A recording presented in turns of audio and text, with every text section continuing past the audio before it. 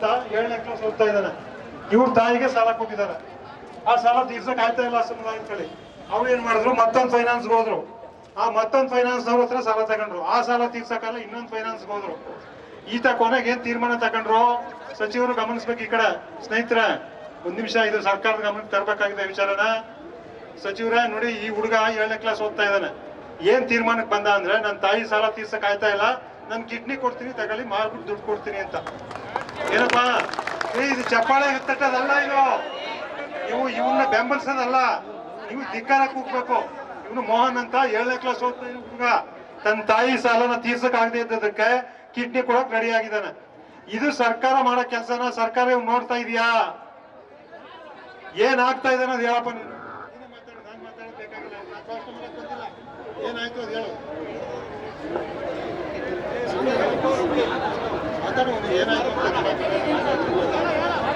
ರಾತ್ರಿ 10 ಗಂಟೆ ಸಮಯದಲ್ಲಿ ಫೈನಾನ್ಸ್ನವರು ಮನೆ ಬಳಿ ಬರ್ತಾರೆ. 10 ಗಂಟೆ, 11 ಗಂಟೆ, 12 ಗಂಟೆ ಕಟ್ಟಲ್ಲ ಅಂದ್ರೆ ಹೋಗೋದೇ ಇಲ್ಲ. ಕಟ್ಟಲೇಬೇಕು. ನೀವು ಎಲ್ಲಿಗಾರು ಹೋಗಿ ಏನಾರು ಮಾಡಿ, ಎತ್ಲಾರು ಮಾಡಿ ನಮ್ಗೆ ಹಣ ಕೊಡಿ.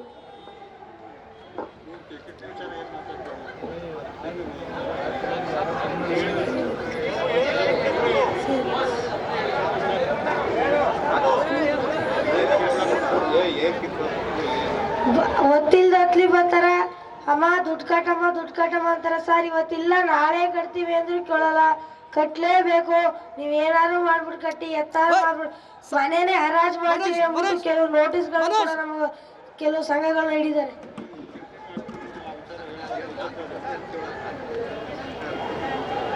ಸರ್ಕಾರ ನಂಗೆ ನಿಜವಾಗ್ಲೂ ಇವಾಗ್ಲೂ ಪರ್ಮಿಷನ್ ಕೊಟ್ಟರೆ ನಾನು ಕಿಡ್ನಿ ಮಾರಕ್ ಈಗ್ಲೂ ಕೂಡ ರೆಡಿ. ಇದನ್ನ ನಾವು ಒಪ್ಪಕ್ಕಾಗತ್ತೇನಪ್ಪ?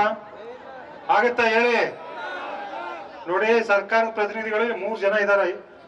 3 ಜನ, 2 ಶಾಸಕರು, 1 ಮಂತ್ರಿಗಳು. ಈ ಕೂತ್ಕೋಕಪ್ಪ.